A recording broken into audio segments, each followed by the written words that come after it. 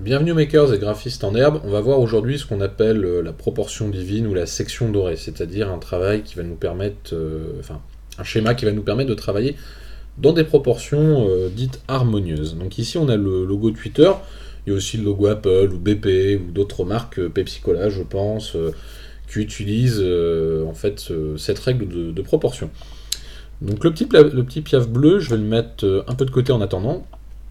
Et on va travailler à la création de notre, tout simplement, de notre proportion.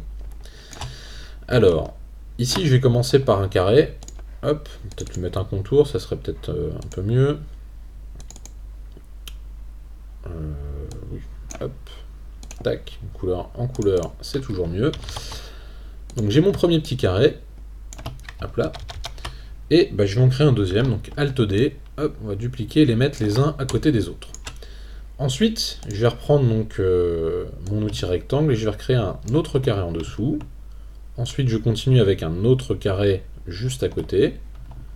Je termine par un carré au-dessus et un tout dernier à gauche. Vous voyez, donc je tourne en fait autour, hein, comme ceci. Voilà.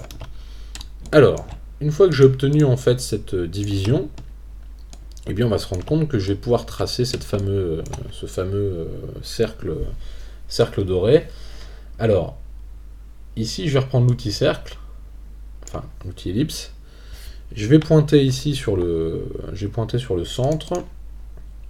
Alors, hop. Donc je vais pointer en fait à partir de là et je vais créer mes arcs de cercle à partir d'ici. Donc je prends Alt et je viens, vous voyez, taper directement sur les côtés. Pareil ici, je viens taper directement sur un des côtés, et à chaque fois, je vais venir voilà, sur l'opposé. Hop, toujours en tournant vers l'intérieur, et un dernier ici, en venant taper ici. Alors, on voit ici se dessiner en fait une courbe, hein, le fameux Nautilus là, tac, qui est ici, puisque c'est une forme qu'on retrouve dans la nature. Alors pour nettoyer, on va utiliser tout simplement l'outil de concepteur de forme, majuscule M, essayer de retenir le raccourci. Alt va nous permettre de supprimer tout ce qu'on ne veut pas. Par contre, il va falloir sélectionner avant. Donc Shift M. Et là, je vais pouvoir du coup enlever avec Alt tout ce qui ne m'intéresse pas. Et vous allez voir que la forme va apparaître. Ça m'intéressait, dommage. Hop. Donc ça oui, je garde, ça non. Ça j'enlève, ça aussi. Et on voit apparaître la forme. Hop. Que l'on souhaitait au départ, comme ceci. Alors, en quoi a-t-on un rapport avec... est-ce en rapport avec le logo Twitter? On pourrait peut-être déjà se dire que cette forme-là, finalement, on a un peu l'impression que c'est quand même, si on regarde en remettant un peu droit le logo, déjà ça ressemble un peu. En tout cas, il y a un rapport entre les formes. Alors, je vais la mettre de côté. Hop. Et je vais venir créer, en fait, dans ce rapport de proportion, je vais venir créer ici, alors je vais me mettre en rouge pour que ça soit bien visible, je vais venir créer des cercles, mais directement dans les carrés.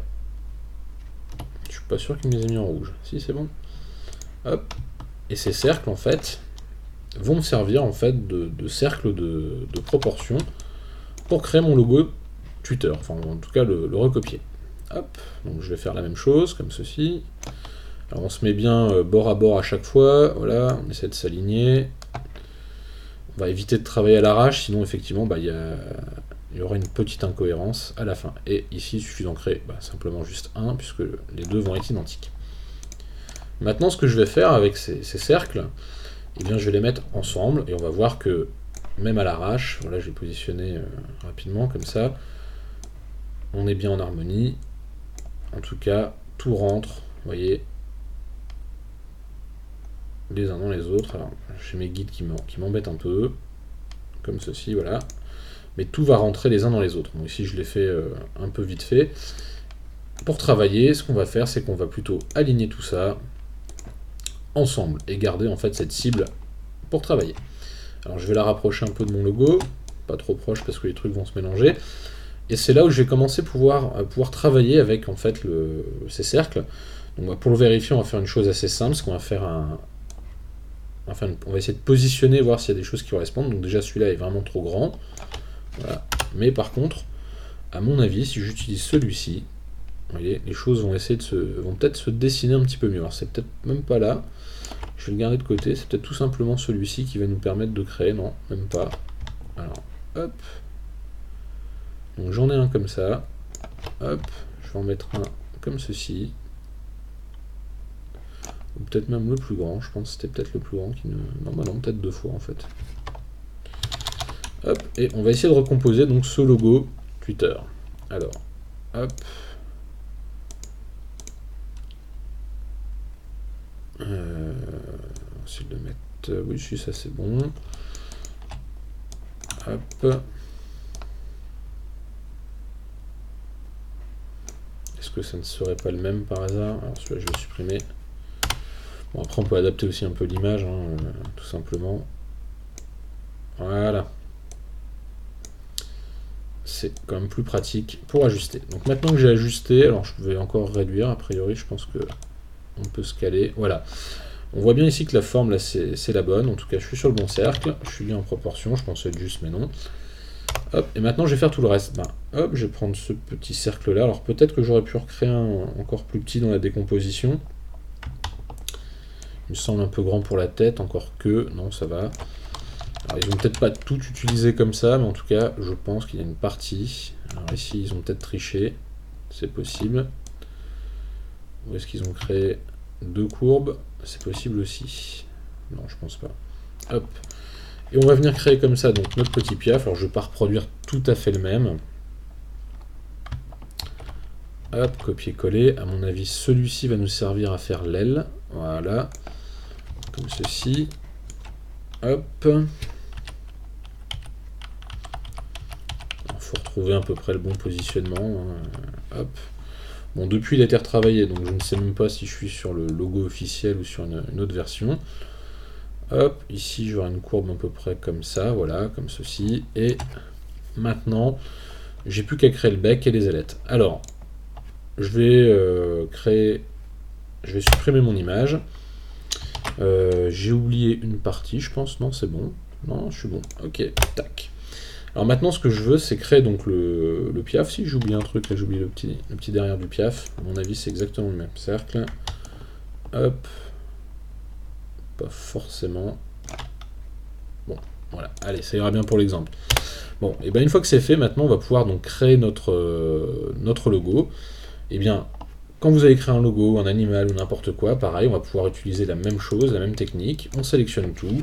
Shift M pour la découpe. Alt, ça va nous permettre d'enlever tout ce qui ne nous intéresse pas pour le moment. Hop, comme ceci, vous voyez. Hop. Alors là, je le fais très grossièrement, voilà. Et ensuite, le plus, à quoi il sert? Tout simplement à rassembler les éléments entre eux. Alors ici, vous voyez, j'ai un petit décalage, j'ai pas fait ça dans les règles de l'art. Du coup, je vais tricher tout à l'heure, c'est pas grave. Et je vais positionner donc mon bec quelque part par là. Donc le bec, je pourrais très bien, pour un piaf, reprendre ici ce cercle-là. Hop, comme ceci. Copier-coller. Hop. Le positionner par là. Voilà. Et on va tricher un peu pour faire disparaître mon petit défaut. Hop, on va dupliquer tout de suite. Je vais vous faire un corbeau. Hop. Et je vais découper maintenant. Donc pareil, je resélectionne tout. Hop, comme ceci. Ça et ça, ça va ensemble. Et tout ça, ça part. Et je ne vais garder... Alors, hop. Et ça va ensemble. Voilà. Donc là, j'ai créé en fait un petit piaf. Et on pourrait créer effectivement les petites ailettes ici. De la même manière. Hop. Les petites ailes du piaf, là. Je reprends ça. Donc Alt D pour éviter d'avoir à tout recopier à chaque fois. Et je vais créer... une petite forme d'aile là comme ça, je vais me mettre par ici, hop, donc.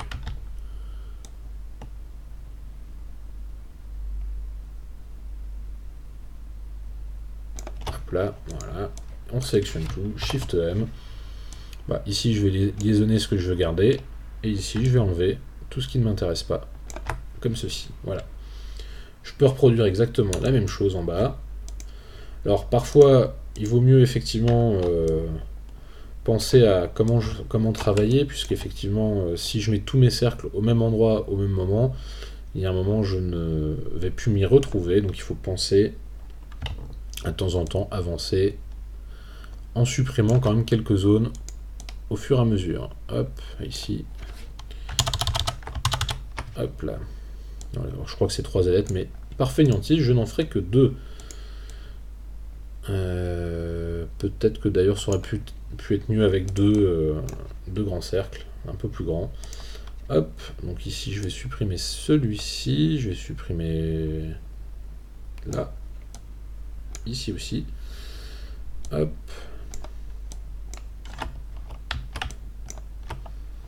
Et ensuite on refusionne ce qu'on vient de faire. Voilà. Bon, là j'ai créé un petit piaf, voilà, un fake de Twitter. Mais en tout cas je l'ai créé uniquement avec mes courbes. Et après pour le peindre, n'oubliez pas que vous avez toujours l'outil de peu de peinture dynamique par exemple ici, ce qui est plutôt pratique. Moi je vais juste inverser. Hop là. Voilà, donc là j'ai créé ma copie de logo Twitter. Et en tout cas à partir de ces règles de proportion. Alors ça marche aussi bien pour créer un lapin, un âne, une tortue, un logo. À mon avis, si on étudie le logo de Firefox, ça va être exactement la même chose. Mais en tout cas, ça va nous permettre en fait de pouvoir créer une harmonie dans n'importe quel logo créé à partir de ces formes. Voilà. J'espère que ce tuto vous aura intéressé et que vous réutiliserez la technique dans vos créations. N'hésitez pas à nous les envoyer par mail, l'adresse du site Kernel Design, donc c'est benjamin@kerneldesign.net. N'hésitez pas à m'envoyer un petit mail si vous voulez qu'on affiche vos créations. Et si ça vous a plu, abonnez-vous, likez, partagez, et à très bientôt pour un nouveau tuto sur Kernel Design.